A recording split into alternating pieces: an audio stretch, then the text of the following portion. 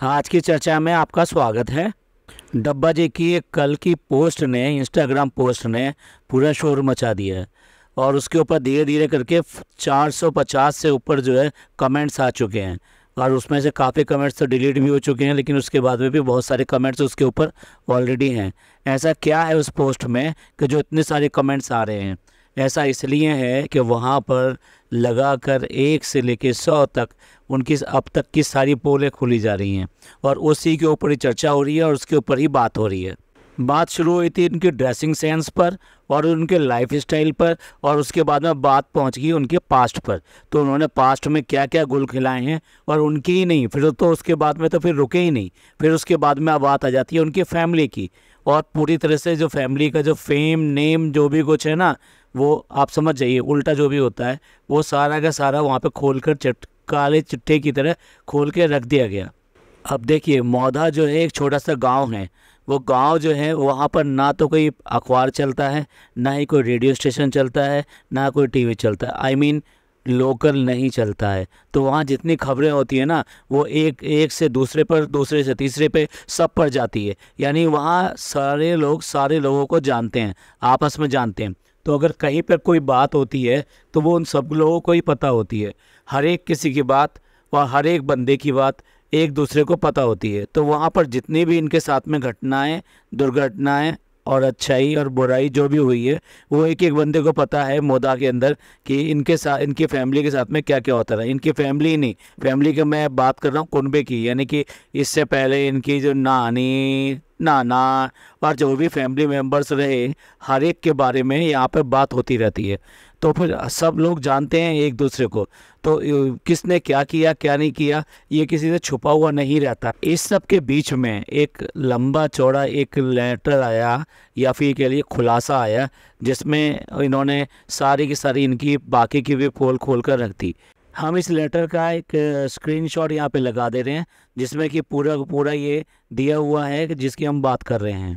बहुत सारी बातें ऑलरेडी सब लोगों को पता हैं, और कभी एनएफ के ब्लॉग से, कभी इनका जो कज़न है उसकी तरफ से, और जो दूसरी जो सोर्सेज होते हैं, लाइक जैसे हम कुछ लोगों को जानते हैं वहाँ उस मौधा से जानते हैं या दिल्ली से जानते हैं, दिल्ली में भी कुछ रिलेटिव हैं। तो उन सब के ज़रिए जो मिलता है वो सारी चीज़ें हमें पता है। लेकिन उसके अलावा भी बहुत सारी चीज़ें इन्होंने यहाँ पे खुलासा करी। और ये जो पोस्ट था, ये पोस्ट उसके बाद में देखने को नहीं मिला। तो ये पोस्ट हमें उसके बाद में हमें मिला रेडिट से। तो वहाँ से हम स्क्रीनशॉट इसका डाल रहे हैं और उसके बाद में हम आपको बताते हैं कि यहाँ पर क्या क्या बातें हुई, और ख़ास तौर से इसमें क्या बात हुई। वो एक ख़ास बात है, इसीलिए ये पॉडकास्ट आपके सामने हम लेकर आए हैं, जिसमें कि पूरी तरीके से यहाँ पे पता लगता है कि इनकी फैमिली किस तरह से मौदा में चर्चित है। स्टार्टिंग में ये बताया जाता है कि गांव में जो है इनकी जो इज्जत जो है वो बहुत अच्छी नहीं है, बहुत ख़राब है। तो जो ये अपनी डब्बा मैडम है ना, इनका गांव में एक अफेयर था। यानी कि ये हम बात कर रहे हैं फ़नी से पहले की बात कर रहे हैं।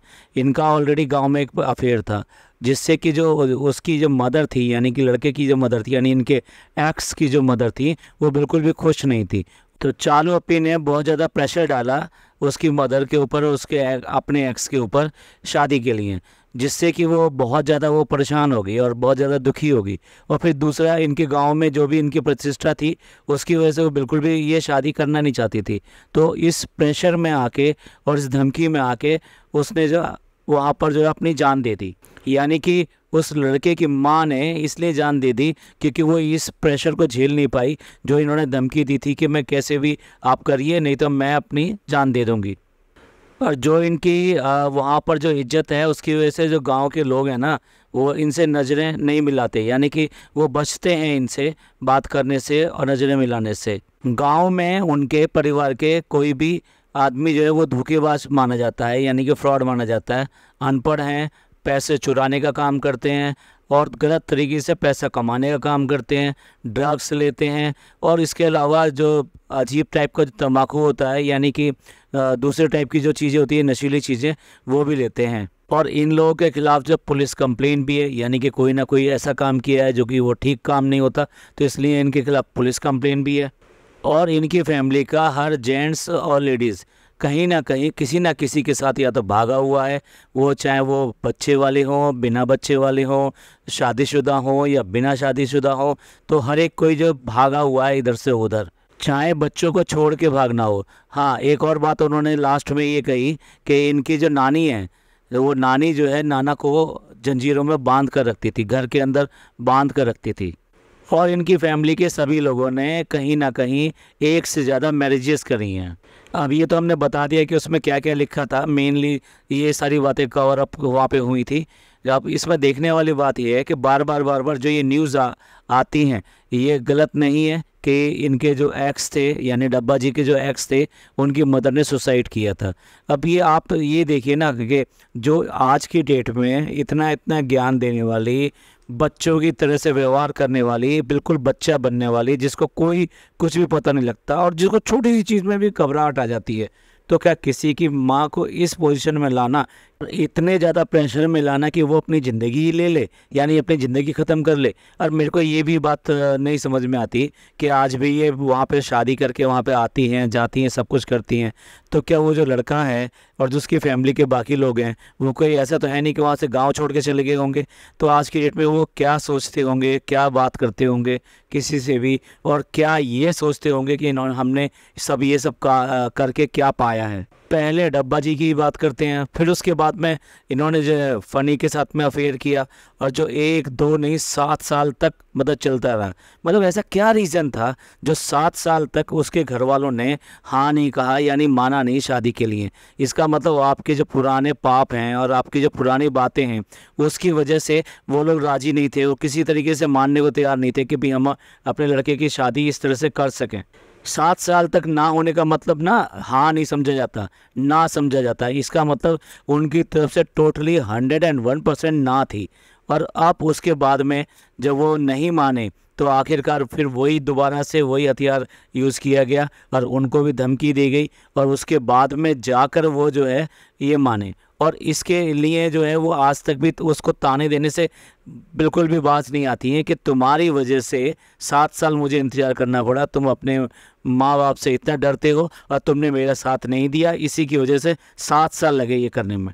क्या अब भी आपको ये इतनी भोली भाली ऐसी नज़र आती है जैसे कि ये जो आपने बातें कही और जो सारी जगह फैल रही हैं, ये तब भी आपको ऐसा ही नज़र आता है कि ये इतनी भोली भाली है, ये जिस तरह की बातें करती रहती है, और जबकि पास्ट इनका जो है ऐसा है कि जैसे मतलब बिल्कुल भुना हुआ, जला हुआ, और ये सब जो है ऐसा है। और एक नहीं, सारे लोग मिलके एक साथ झूठ बोलते हैं, बिल्कुल झूठ बोलते हैं। एक टाइम था जब ये डिक्लेयर नहीं किया था कि इन्होंने कि इससे शादी करेंगे, उसके बाद में भी इन्होंने मौदा में एक जो दावत करी थी, उस दावत में वो इनके साथ में वहाँ पे खाना खाता हुआ उस फोटो में साफ नज़र आ रहा है। तो क्या आपको मतलब कुछ भी पता नहीं कि हमारे घर में कौन आया है, कौन नहीं आया है, अपने घर में किसने बुलाया? जब इंट्रोड्यूस कराया गया था तो ये कहा गया था जनाब के द्वारा कि ना तो ये मेरा फ्रेंड है, ना ही मेरा रिश्तेदार है। तो उसके बाद में ये बताया गया कि ये सवा का फ्रेंड है। तो अगर मान लीजिए ये सब चीज़ें ये नहीं जानते थे और नहीं था इनका रिश्तेदार सब कुछ, तो फिर ये सवा की जो पार्टी हुई थी वहाँ पर, जिसका वो फोटोग्राफ ऑलरेडी है, तब ये जनाब जो है पीछे से वहाँ पे कहाँ पे थे, मतलब ये फ़नी जो वहाँ कहाँ से आ गए। ये फ़ोटो एज ए प्रूफ मैं यहाँ पर शेयर कर रहा हूँ, आप इस फ़ोटो को ज़रूर देखिएगा। ये वही फ़ोटो है जिसमें वो पीछे नज़र आ रहा है। तो अकॉर्डिंग टू जनाब, जब इनका रिश्तेदार भी नहीं था, फैमिली फ्रेंड भी नहीं था, तो फिर इनके साथ में ये पीछे खाना खाता हुआ कैसे नज़र आ रहा है? और इनकी अम्मी जान भी ये कहते हुए नज़र आती हैं व्लॉग्स में, कमाता नहीं है, कैसा है, ठीक रहेगा नहीं रहेगा। मतलब आपको सब चीज़ें A to Z सारी चीज़ें पता हैं, और आपने उसके बाद में भी उस फैमिली को इतना प्रेशराइज़ करके आपने उनसे भी ऐसे हाँ करवाई। अब देखिए, इनके पापा और अम्मी इन दोनों ने भागम भाग करी, दोनों एक एक बार भाग के गए। उसके बाद में ये जो फाइनल शादी दिखाई देती है, ये उसके बाद हुई। इसके अलावा जो इनकी नानी थी, उनकी भी 2 शादियां हुई। और अगर हम पीपिका मैम के बारे में बात करें तो उनकी फैमिली में भी यही चलन है। उनके फादर, उनके मदर और उनसे पहले वाले जो हैं मदर, जो उनकी पहले वाली मदर थी, वो मतलब सब ने मतलब दो शादियां करी हैं। और बिल्कुल रिश्ते को इस तरह से निभाते हुए जनाब ने भी जो किया वो आपके सबके सामने है। उन्होंने भी एक एक्स्ट्रा मैरिटल अफेयर को बढ़ावा दिया और उसके बाद में मैडम को घर पे लेकर आए। जिस फैमिली में सारी चीज़ें भागम भाग से होती हो, तो आप ही सोचिए कि गांव का कौन आदमी चाहेगा कि उस फैमिली के साथ में रिश्ता जोड़ा जाए। इसके अलावा भी कितने सारे आरोप लगा दिए कि जो है वो पैसे चुराते थे, और चोरी के किस्से तो आप सुन ही चुके हैं। और जो एनएफ है, एनएफ ने भी इस ओर पूरा इशारा किया था, और पूरा वहाँ की जो लोकल लैंग्वेज है उसको भी बोलकर बताया था कि इनके बारे में ऐसा कहा जाता है। अभी नानी का भी वीडियो एक सामने आ गया था, जो स्टिंग ऑपरेशन के रूप में सबके सामने आया। तो चोरी का आरोप लगता है, पुलिस कंप्लेन की बात होती है, डेफिनेटली कुछ फ्रॉड्स की बात होती है, और लास्टली जो बात हुई कि नाना को जो जंजीरों से बांध के रखते थे। भाई जंजीरों से बांध के रखने के हमें तो कुछ रीज़न समझ में नहीं आता, जब तक कि वो कहीं ना कहीं वो मेंटली जो है वो सिक ना हो। अगर मेंटली सिक होता है तभी जाके वो जंजीरों से बांध के रखा जाता है। फिर कोई वो ऐसा नशा, ऐसा कुछ काम, ऐसी कोई बातें करते थे जिनसे उनको दूर होना चाहिए था, इसलिए उनको जंजीरों से बांध के रखा जाता था।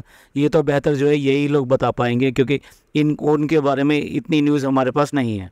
और इन सब तारीफ़ों वाले लोग आपके सामने वो कैसे नज़र आते हैं, और उनके जो व्यूवर्स हैं वो कैसे बात करते हैं, मतलब वहाँ पर आपको एक मतलब ऐसा लगता है कि फिल्म का पर्दा है, उस पर स्क्रिप्ट लिखी जा चुकी है, सबको अपने अपने रोल निभाने हैं, उसी रोल में उसी कैरेक्टर में आपको रहना है और उसी तरीके से बात करनी है। और इसी तरीके से इन्होंने मतलब हर चीज़ वो करी है जिससे कि इनके व्यूवर्स जो ना तो दुखी हो और उसकी वजह से ही इनकी तरफ आए। जैसे ये जो डब्बा जी हैं, इन्होंने जो हिजाब का नाटक किया था और उसके बाद में हिजाब को साइड में उठा के रख दिया। अगर आप ये कहते हैं कि सर ढकना हिजाब है, तो वो हिजाब नहीं है। तो जब इनकी मर्ज़ी होती है, जब ऐसी बात करते हैं, देखिए आपकी अपनी मर्ज़ी, आप जो चाहें वो कीजिए। लेकिन उस टाइम में आपने लेक्चर बहुत दिए थे, और लेक्चर क्या दिए थे कि कुछ लड़कियां ऐसा करती हैं, उसके बाद में वो ऐसा कर लेती हैं, ये गलत है, बाद में बाहर ऐसे खुलकर घूमती हैं। अरे हिजाब में क्या क्या शामिल होता है मैडम, ज़रा पता तो कर लीजिए कि क्या क्या शामिल होता है, कौन कौन सा आपका पार्ट, कौन कौन सी चीज़ें बिल्कुल ढकी हुई होनी चाहिए, क्या दिखाई देना चाहिए। अगर ये देखना है तो आपके यहाँ जो प्रमोशन करने के लिए जो लड़की आई थी ना, उसका देखिए वो किस तरह का हिजाब पहन के आई थी, किस तरह से वो कपड़े पहन कर आई थी। कम्प्लीटली एक प्रोफेशनल वूमेन थी, जो भी बेसिकली अपने ही बूते पर, अपने ही दम पर अपना बिजनेस रन कर रही है। तो क्या उसका बाहर आना जाना नहीं होता, क्या उसका लोगों से मिलना नहीं होता? लेकिन उसने जो एक बार अहद ले लिया, जो पक्का कर लिया, वो उस पर कायम है और आज भी कर रही है। डब्बा ने सिर्फ अपने सब्सक्राइबर बढ़ाने के लिए, उनको गेन करने के लिए ये वाला काम किया था, क्योंकि सब जो कम्युनिटी है ना, वो कम्युनिटी इस चीज़ को बहुत एडमायर करती है, बहुत पसंद करती है। तो जो इस तरह के लोग थे वो सारे के सारे एकदम से उसके व्लॉग्स और इस सब पर आए कि भाई ये तो बहुत अच्छी लड़की है, ये तो बहुत अच्छी लड़की है। इस तरह से इन्होंने लोगों को धोखा देकर ये सब किया, और जब अपना काम निकल गया तो फिर अपने मज़े से अपनी ज़िंदगी चला रही हैं। इस सब खुलासे के बारे में आपका क्या व्यू है, वो आप प्लीज़ कमेंट करके ज़रूर बताइएगा। आपके कमेंट्स का हमें इंतज़ार रहता है। और अब मिलते हैं अगले पॉडकास्ट में। ये पॉडकास्ट आपको पसंद आया तो प्लीज़ लाइक कीजिए, सब्सक्राइब कीजिए और शेयर कीजिए। थैंक यू, धन्यवाद, शुक्रिया।